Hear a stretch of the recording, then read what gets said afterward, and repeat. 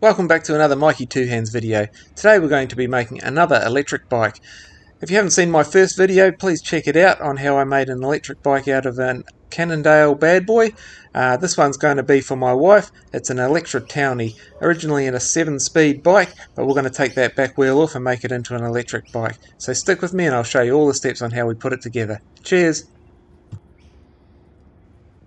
So before we open up the V-Bike kit, I'll show you some of the other accessories you're going to need. You're going to need to buy a battery separately. Now this is a 48 volt battery, 13 amp hour. Next you're going to need a torque arm, and this just helps secure the wheel to the frame. Now I've decided to not use the cassette that comes with the e-bike kit and instead just use a single speed 12 tooth cog. You're going to need a chain tensioner. I've decided to change out the V-brake brake pads. Now if you've got disc brakes, that's obviously the best brakes you can get, but V-brakes I find work pretty well as well. This is a cut-off switch sensor. In the end I decided not to use this part, but this is an added feature that you'll find on my other e-bike video. Next I've got a control box case. And this just is for bundling up the cables for, but I'm not actually going to use it for the cabling purposes. I'm going to take off that top bit of the case and just use this bottom bit of the case to attach my control box to the frame. And it comes with some clamps there to clamp it to the frame. That piece I'm not going to use. Now I'm going to replace the hand grips on this bike. So I've got some Electra hand grips I've got off another bike that I had. Now because I'm using a single speed cog on the back wheel, I also need to change the cranks to a single speed crank because they use a different chain size to the normal 7-speed. But if you're going to use the cassette that comes with the kit, then you won't need to worry about that step. Next I'm going to use a mud guard because I'm mounting the battery above the back wheel. I don't want any water to splash up on the battery. And lastly, a bike rack. Now that mounts to the seat post and has a couple of support arms attached to the frame, and I'm going to mount the battery on top of this. So let's have a look inside the kit now. This is a 1000 watt 48 volt kit, and my wife wanted this bike to be as simple as possible with as fewer cables as possible as well. So I'm basically just going to attach the throttle and not going to use the pedal assist that comes with it, but I'll show you these parts now.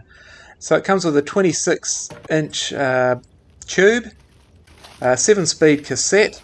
Now you can choose to use this. What you'll probably find is that you won't end up using all the gears once you've got the electric bike fitted, as you'll just use the throttle when you need to take off. Next you'll find inside this box some cable management system and also some parts for the pedal assist. Now the pedal assist basically works by sending a message through this mechanism as you pedal to the control box that tells the electric motor to work, but we're not going to use that. It also includes some really massive brake handles that have a cut-off switch. We're not going to use those either.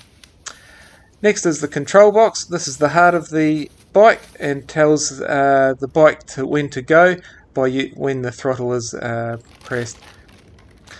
Next comes the throttle.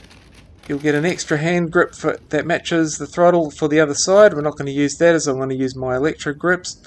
And the grip is a full length grip that has a press button to turn the bike on and off. You'll have an instruction manual that shows you all the steps as well. Next you have this handy little purse. If you didn't want to attach the control box to the frame in the method I'm going to show today, you have this as an option as well. So the control box can go in there and those straps can go around the frame. But I find that a bit clunky, so I'm going to show you a different method to attach the control box to the frame. Next, the wheel itself. So 1000 watt 48 volt wheel, and comes with a cable that you'll attach to that control box. And lastly, it comes with a tyre. Now I found this tyre to be really cheap and greasy, so we're not going to use that. I'm going to use the original tyres from the Electra. And also has some rim tape that goes around there. Okay, so first job is we're going to put that tyre on the new e-bike wheel. So if you've got some tyre levers, these come in really handy to put the tyre on. And now I'm going to take the tyre off the old bike, let the air out, and use these tyre levers just to pop the old tyre off, and being sure that I'm not pinching the tube, as I'm going to reuse the tube from the old bike as well. So that's the old wheel, that gets thrown away. I'm just going to tuck the tube inside the tyre, and next we're going to put that rim tape on. Now this just protects the tube from getting punctured by the ends of the spokes. So what you're going to want to do is line up the valve hole on the rim tape with the valve hole on the wheel, and just by working that around, that'll just pop in, and that'll protect the tube. Next, pop in the valve and pinch the tyre so it goes inside the frame of the wheel. Then just work it around until the tyre is completely on. You may need to use a couple of the tyre levers just to pop that on, but with the tyre deflated that should go on pretty easily. Once it's on, just make sure there's no snags in the tube, and then pump it up. All done. Now this next step is something that I like to do. It's not necessary if you want to use the cassette that comes with the bike, but what you'll find is once you've had an e-bike for a while, you don't use all the gears that come with the bike anymore. If you're starting off, you'll just use a little bit of throttle to get going, and once you start pedaling, you only need the highest cog or the lowest cog on the cassette. So to simplify this bike, and what I've done in my previous project, is I've just swapped this out for a single speed cog that uses a single speed chain. So it's a slightly different chain to the one that comes with the bike, so you'll have to change that as well if you want to do this. Next you'll need to fit it to the frame, and the axle that comes with this e-bike is slightly thicker than the normal axles that you'll get on back wheels. So what you'll find is when you go to fit it to your bike, you may find that the e-bike axle does not fit into the dropout mounts of your bike. So we're just going to have to modify that. As you can see, the axle on this bike is quite thick and doesn't sit completely into the frame, and that could be dangerous if you tried to screw up the nut in that position. With the torque that the wheel emits once it takes off, it may slip out of the frame and you might have an accident.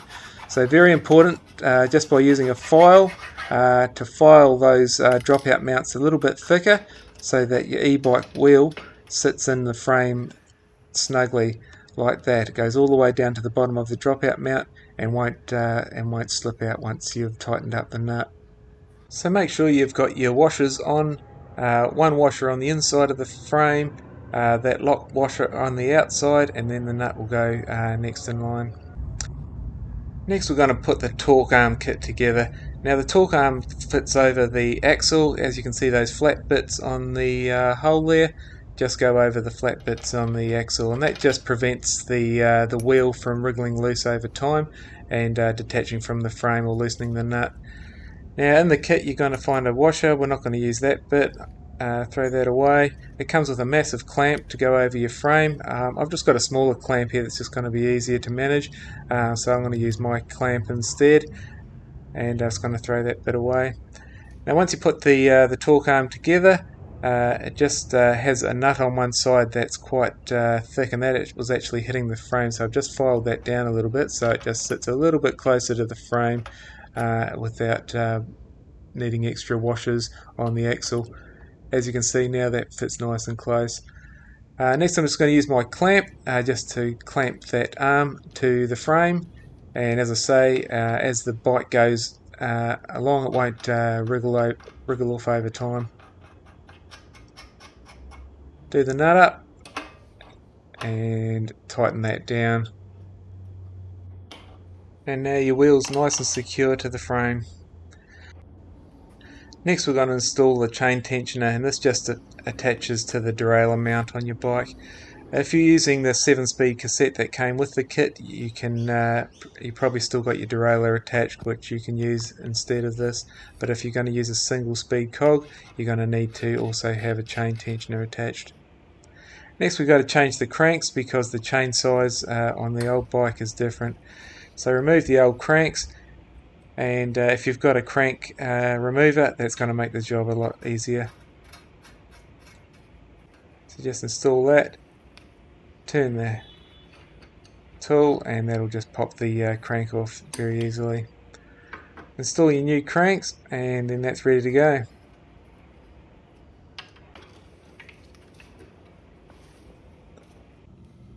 Okay, next we're going to work on the throttle. Now, you could install the throttle as a full-length throttle, but I want to use my Electra grips as well, so I'm just going to cut it off there and use the throttle with my first couple of fingers. Now, just using a saw, that just cuts through the rubber and plastic pretty easily. You can just use some sandpaper just to smooth off the ends there as well. And then I can attach my Electra grip on the end. Now, underside of the throttle there's a little screw, a little grub screw in there that you can tighten up. That'll just attach that to the handlebar and stop it moving around. And once that's in place, you can install your hand grips as well. Next we're going to move on to the control box. Now, to attach this to the frame, I'm going to use this part that I've got off eBay called a control box. And we're just going to use that bottom panel there that's got the grooved edge on it to attach that to the frame. Now, the screws don't actually line up, so what I'm going to have to do is take off the end of the control box and flip that around upside down so the screws, so that comes down to the other side and matches up with the screws. Now, to do this part, I'm just going to remove these 5 little screws that in the end of the control box.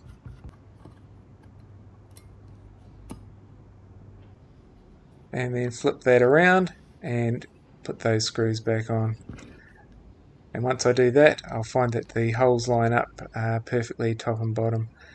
Before I do that, I'm going to just give it some paint because it comes in the silver colour and the rest of the parts on the bike are black. So I'm just going to spray it with some etch primer first, which we see here, and then use some satin black paint just to paint it black. Now, just using some little bolts, I'm just attach that to that part first, and then I can put those 5 screws back in. Once that's back in place, the bolt holes will line up with the other end as well, and I can get all 4 bolt holes to go on there. Now I've got it mountable to the frame, I can attach that now. But before we get to that, I've just attached to the bike rack so I can put the battery mount on. Now, as you can see, I've just taken that top shelf off the bike rack and just used the bar that comes with it. So at one end it's attached to the seat post, and then I've got these 2 support pieces attached to the frame, and it's very secure and very stable. And I've also attached the mud guards as well.